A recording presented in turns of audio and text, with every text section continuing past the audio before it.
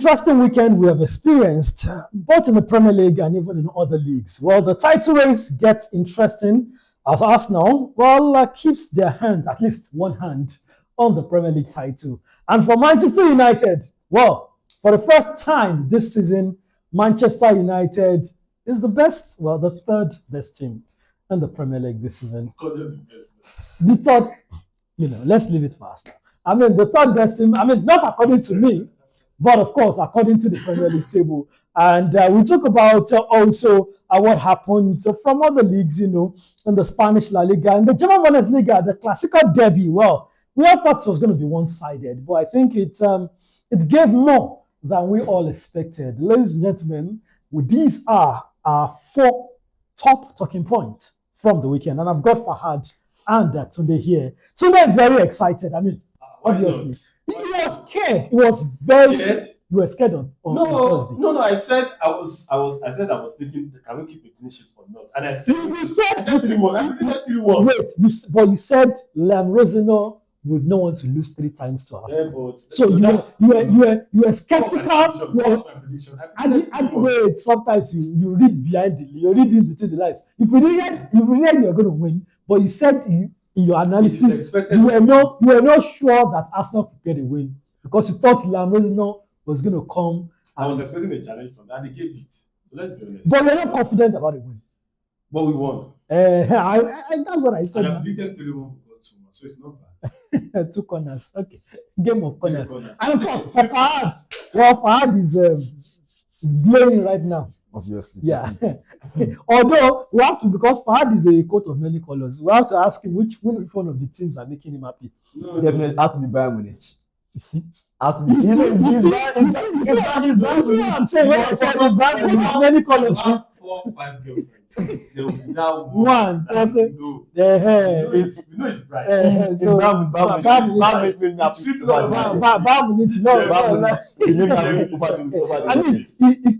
He claims Bayern Munich. I think he claims Barcelona too. I claim Real Madrid. He claims Chelsea. And he claims anything that is against Arsenal, he claims City, anything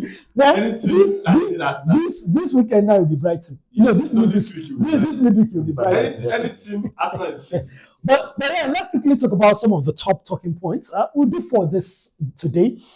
And let's start with Arsenal. How important is that win for the Arsenal title push? 10 games to go.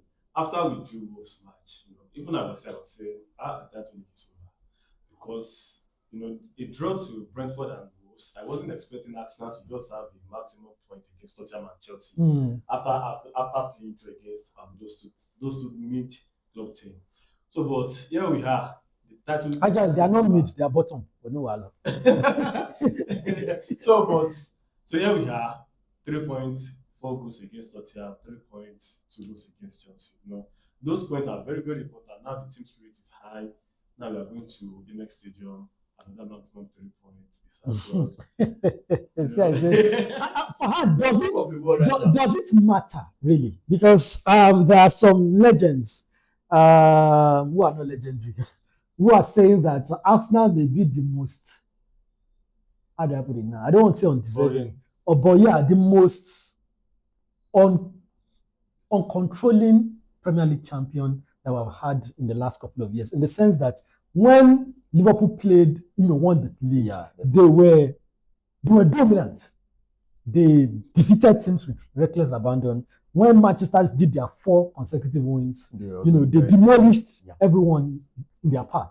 But for Arsenal, the corner, the dark art, but does it matter really? That's how it is done, as long as it's done. No, actually, I don't think it matters, honestly. Because that it matters. No, because if you look at it, for a team that hasn't won the league in a very long time, and now you look at it, they are on the verge of actually winning the league.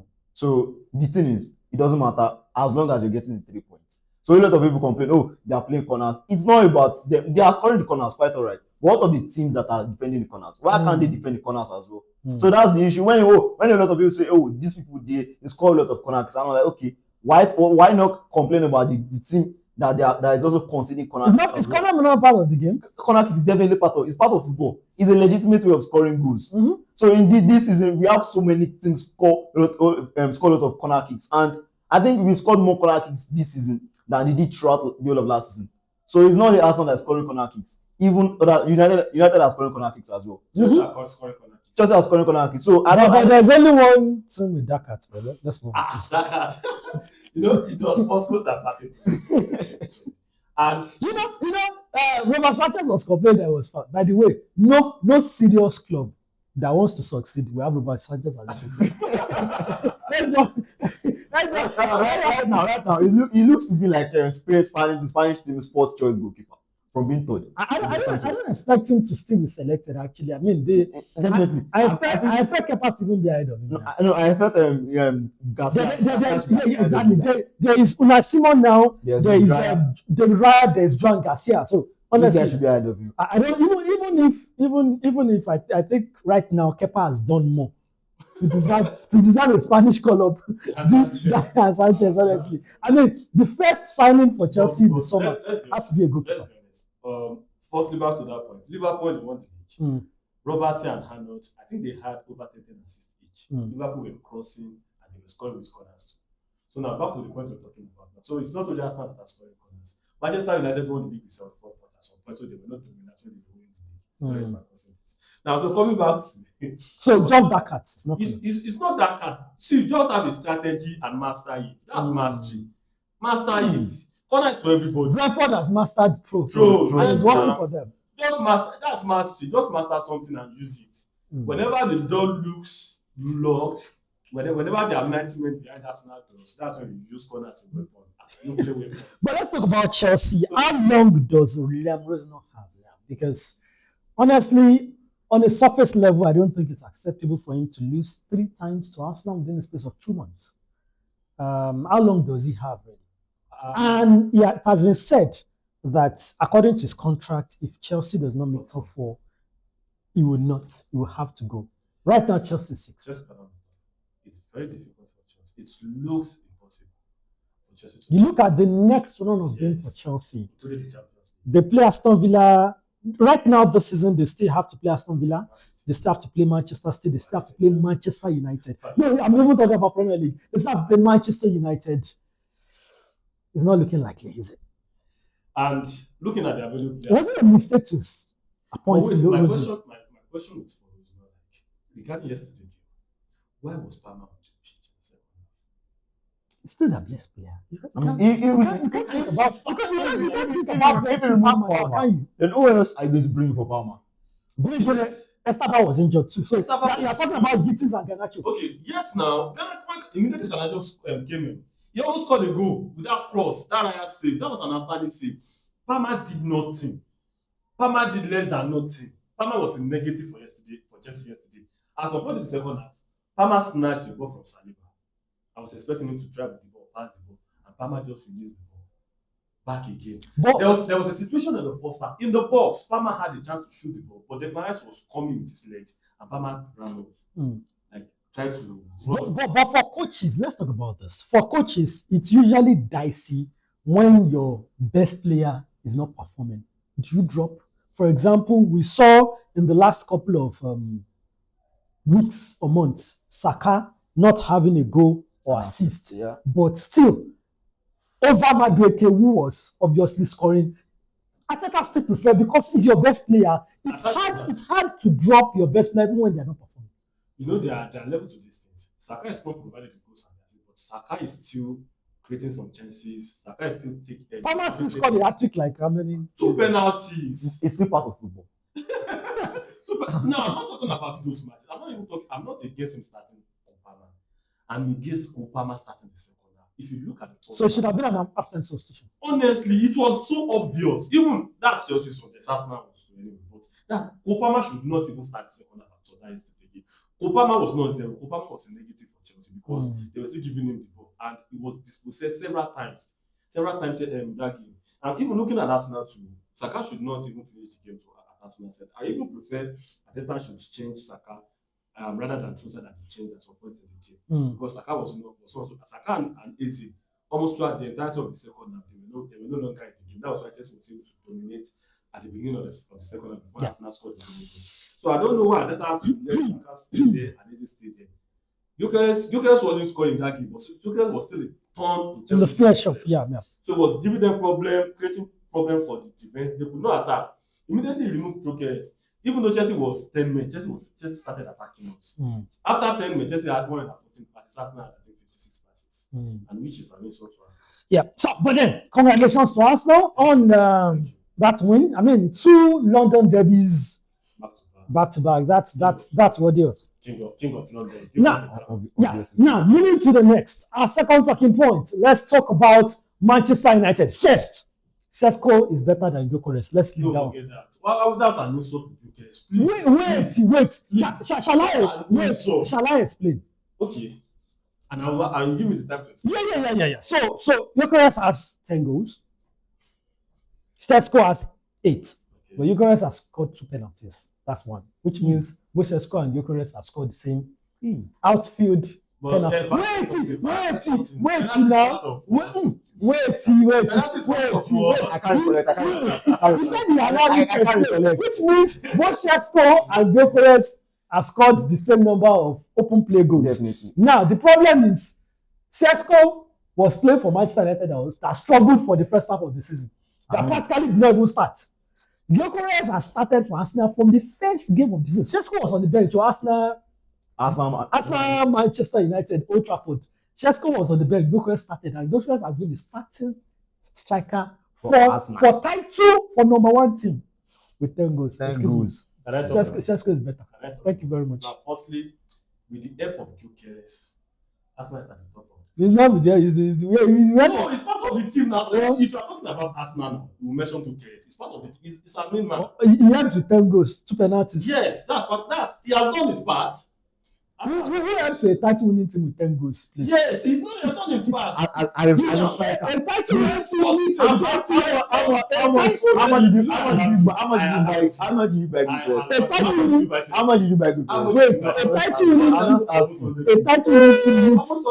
title winning team needs a 20 goals a season striker. That's not Gyökeres. That's your definition of title winning team. Currently, our own definition of title winning team is 10 goals. We need a team that everybody can score. I can play corner kick. Everybody can score.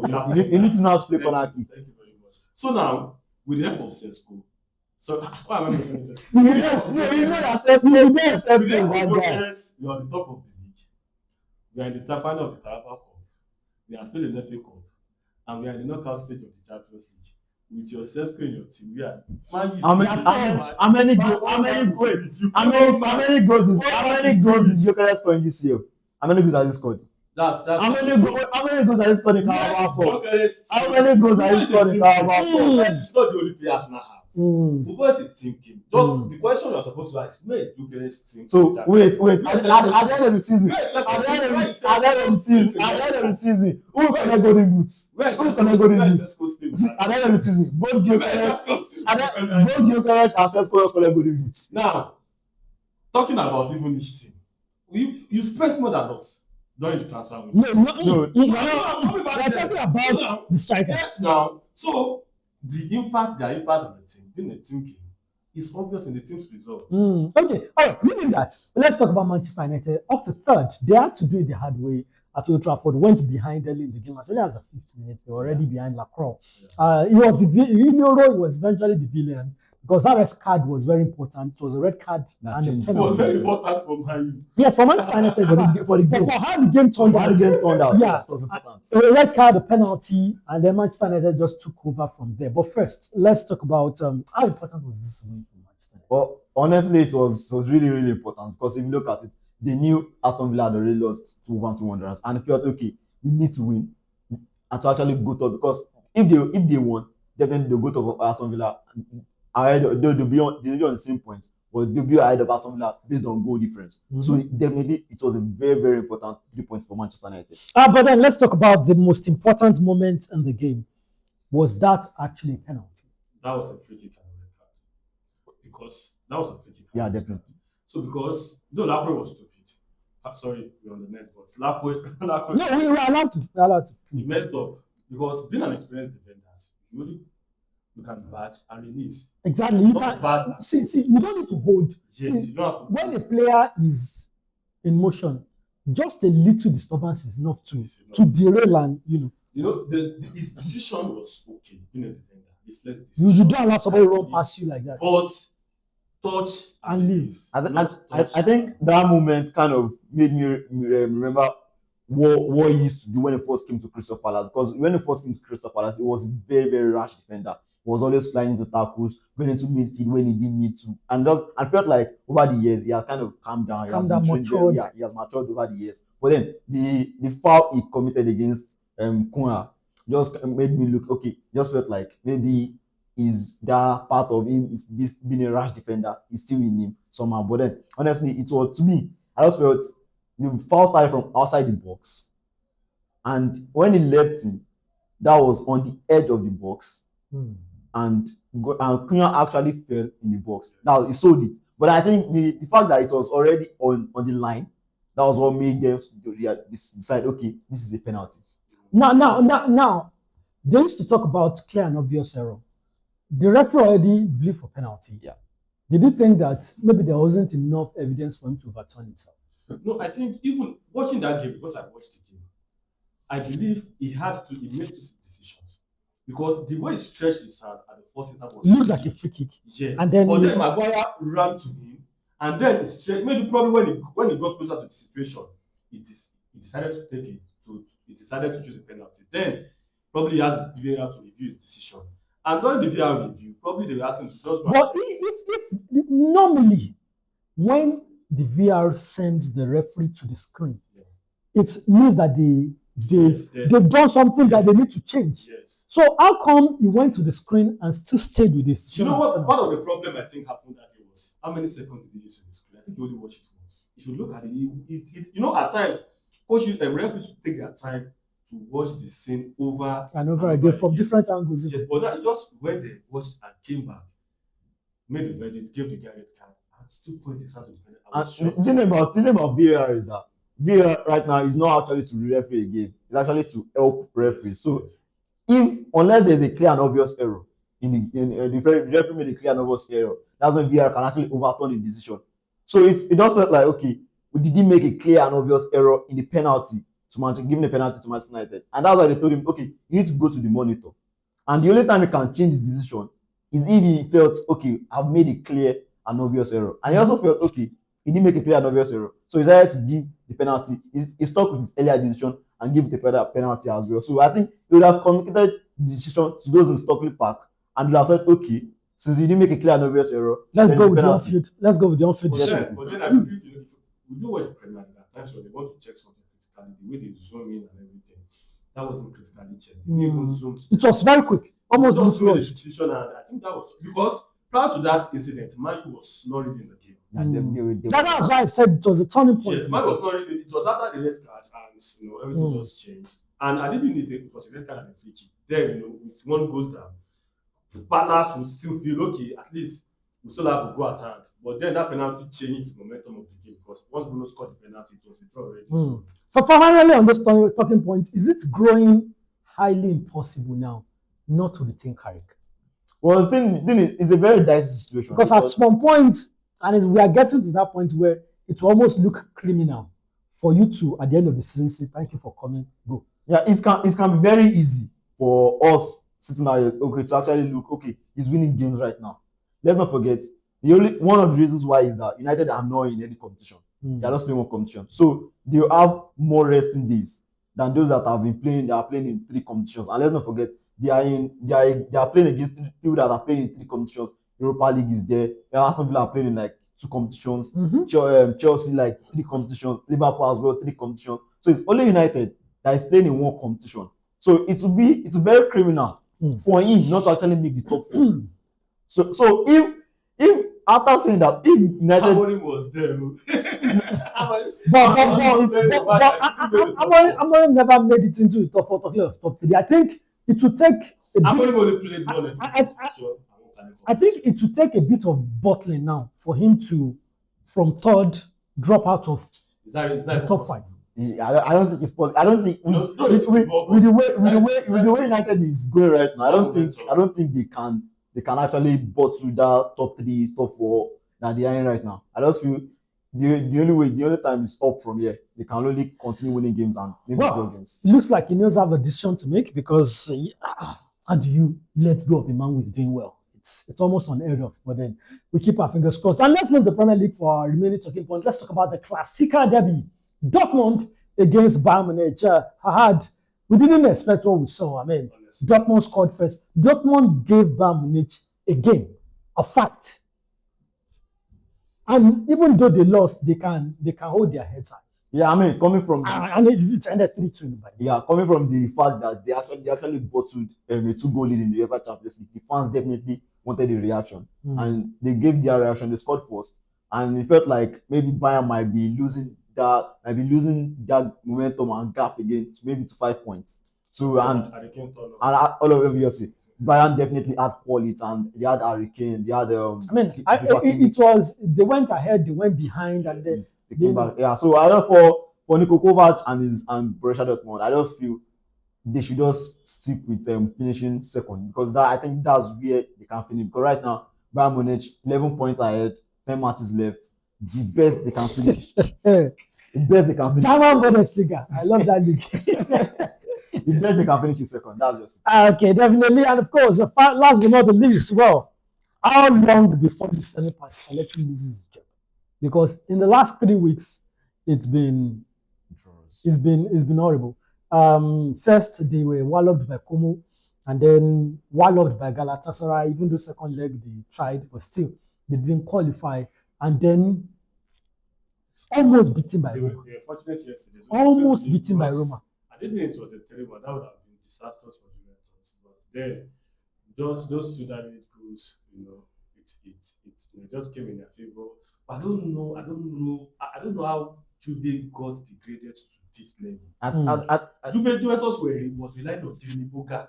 The last time I heard of Jeremy Boga was at Chelsea. I think it was an academy player. I didn't even know Jeremy Boga is still existing. I only saw Jeremy Boga. I think at some point he was in France, but then. Yeah, I think for Juventus, if you look at their squad right now, I mean, before if you look at their squad, you look at the likes of Bonucci, Chiellini, look at the likes of Zidane, they are star players. But if you look at their squad right now, you hear names like Federico Gatti, Cambiaso, you hear names like McKennie. I mean, these are players that ordinary players. Even they bought the likes of Lois Openda and Jonathan David. These guys are still not doing anything for Juventus. I don't feel over the years they've not really transfers has not really. I think Juventus made a mistake, especially in strike. I mean, they've got 3 strikers right now, but it feels like they don't have any. They've got Vlahovic, they've got Jonathan David, Openda. It still feels like maybe they need to get rid of these 3 and just get one. I think maybe Vlahovic is injured.